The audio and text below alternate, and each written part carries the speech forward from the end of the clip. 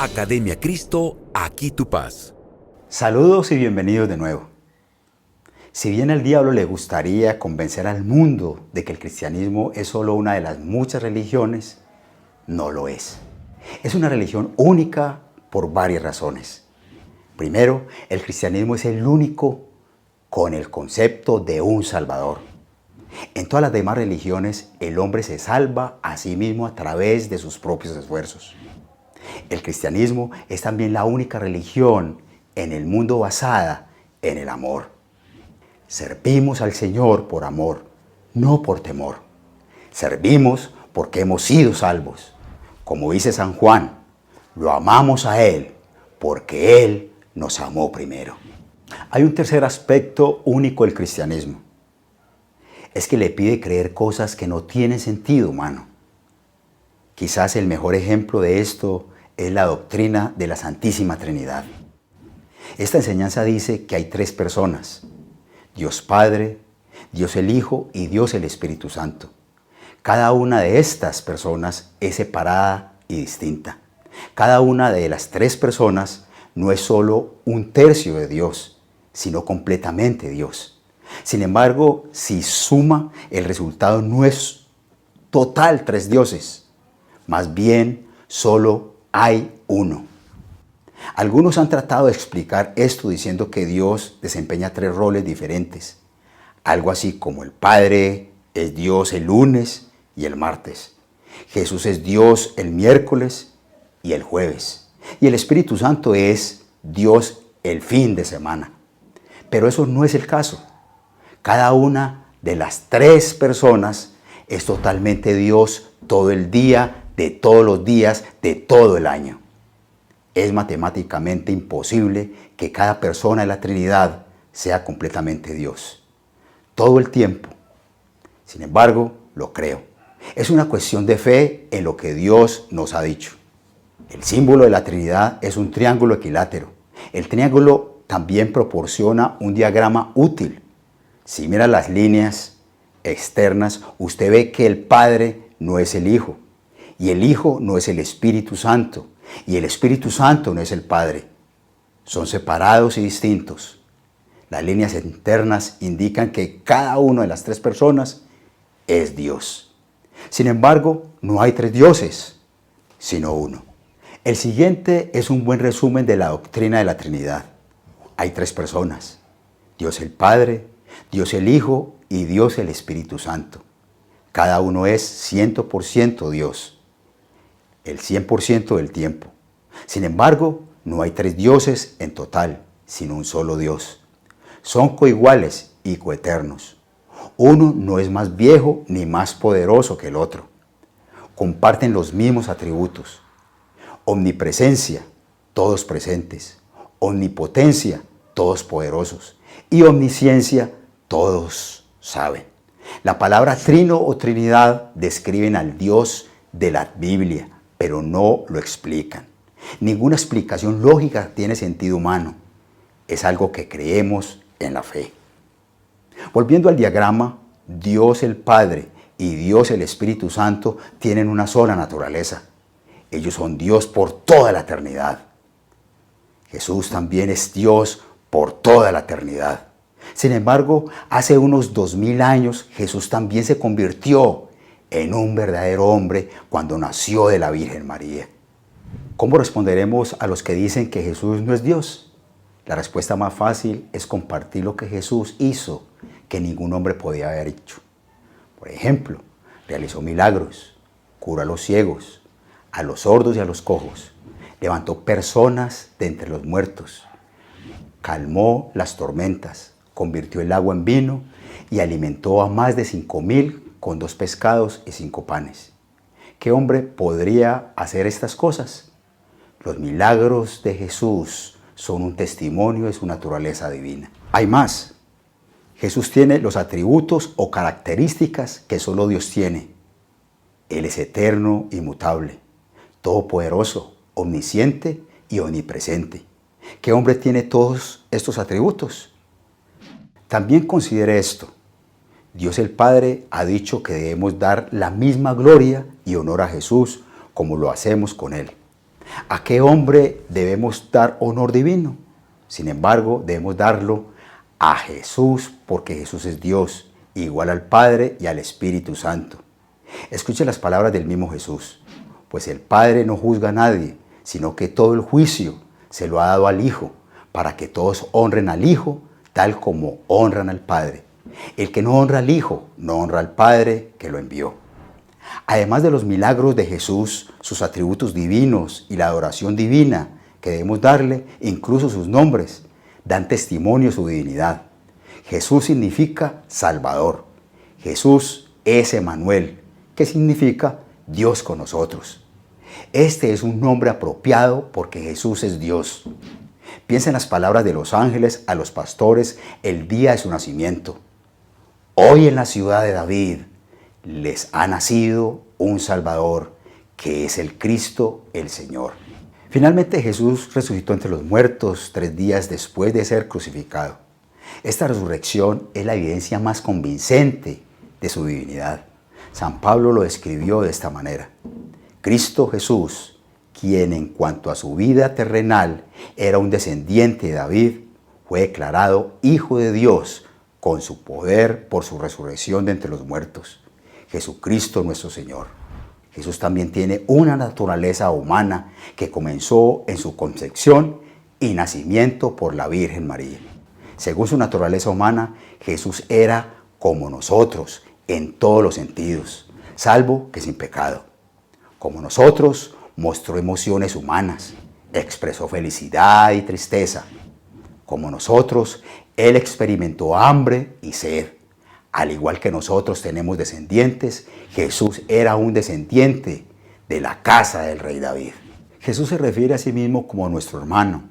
Él es capaz de entender nuestras debilidades porque también fue tentado en todo de la misma manera que nosotros, aunque sin pecado. Lo más convincente, como nosotros, Jesús vino a este mundo nacido de mujer.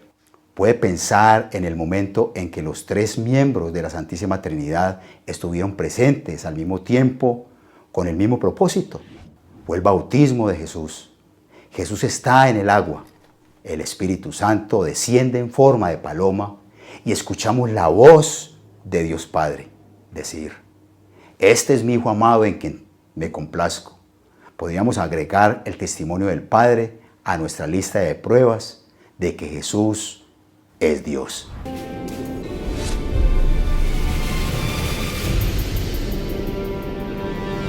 Academia Cristo, aquí tu paz. Academia Cristo, aquí tu paz.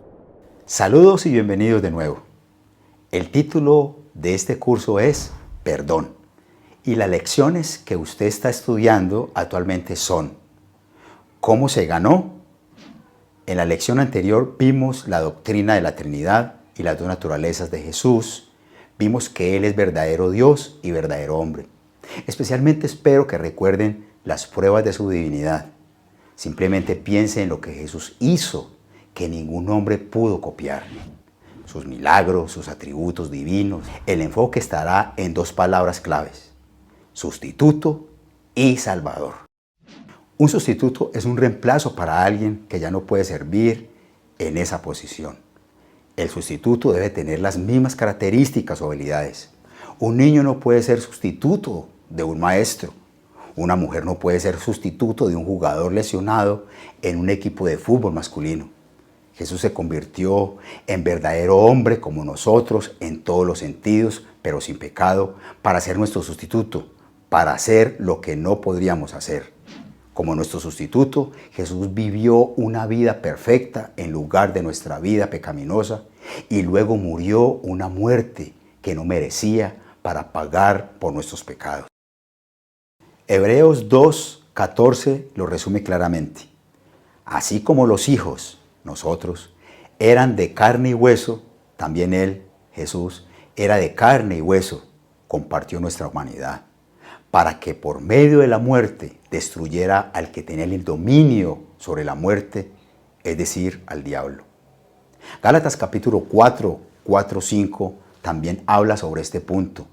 Pero cuando se cumplió el tiempo señalado, Dios envió a su Hijo, que nació de una mujer y sujeto a la ley, requisito para una vida perfecta, para que redimiera, rescatara a los que estaban sujetos a la ley, a fin de que recibiéramos la adopción de hijos. En resumen, Jesús es totalmente hombre para ser nuestro sustituto y totalmente Dios para ser nuestro Salvador. En esta última parte de la lección quiero presentarles 3 palabras claves que se encuentran en las Escrituras: justificar, redimir y gracia. Estas palabras están en el corazón de la fe cristiana. Comencemos con la palabra justificar. Para la mayoría de las personas, la palabra justificar es una excusa o una explicación. Alguien podría decir: lo siento, llegué tarde, el tráfico fue horrible. El tráfico horrible justifica su llegada tardía. Sin embargo, en la Biblia, la palabra justificar o justificación tiene un significado completamente diferente. Su significado proviene del sistema judicial romano. Cuando el tribunal declarara inocente a alguien, el juez diría: usted está justificado. Con estas palabras el juez quiso decir, en efecto, está en paz con el tribunal.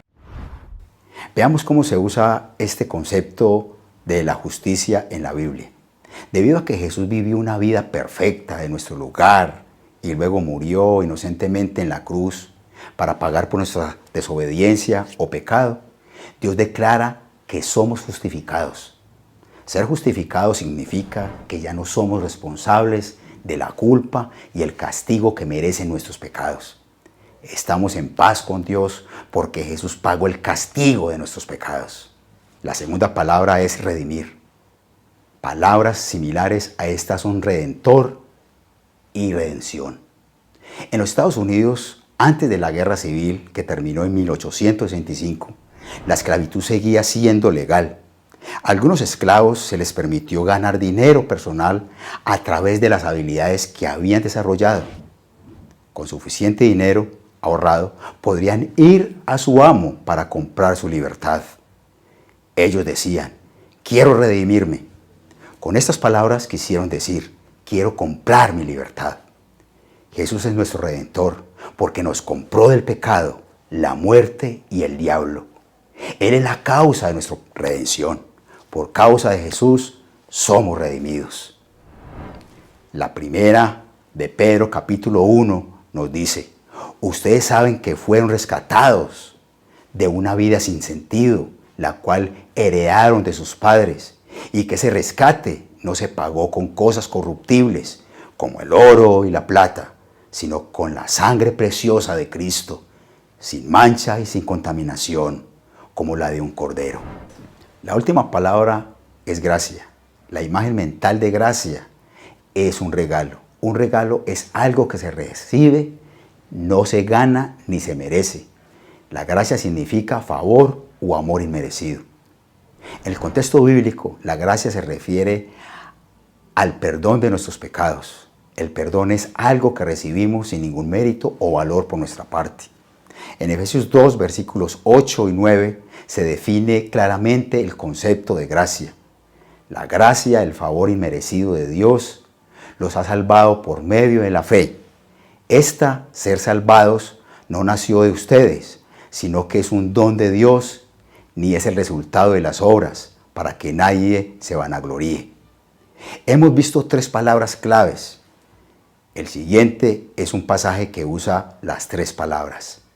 No hay diferencia, por cuanto todos pecaron, están destituidos de la gloria de Dios, pero son justificados, declarados inocentes, gratuitamente por su gracia, favor inmerecido, mediante la redención, rescate, que proveyó Cristo Jesús. La doctrina de la justificación, que significa ser declarado inocente de la culpa y el castigo de nuestros pecados, es la enseñanza central de la Biblia.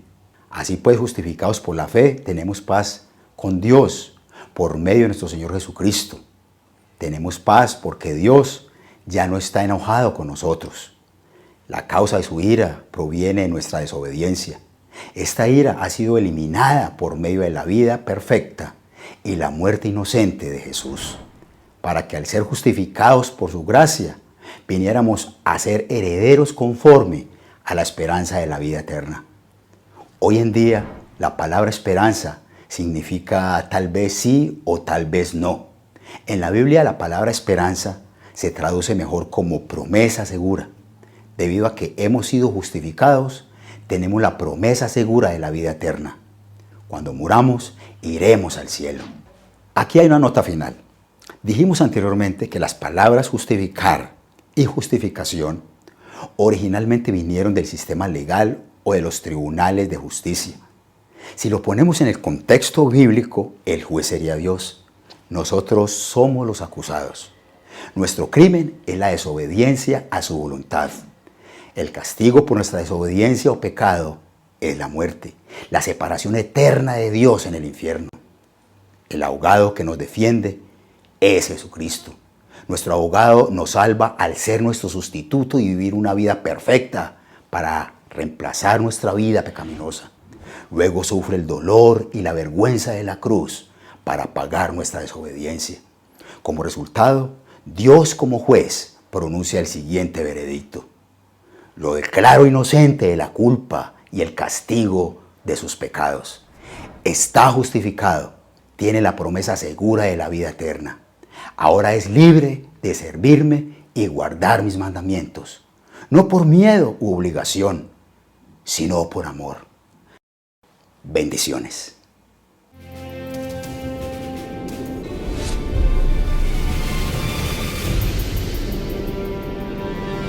Academia Cristo, aquí tu paz.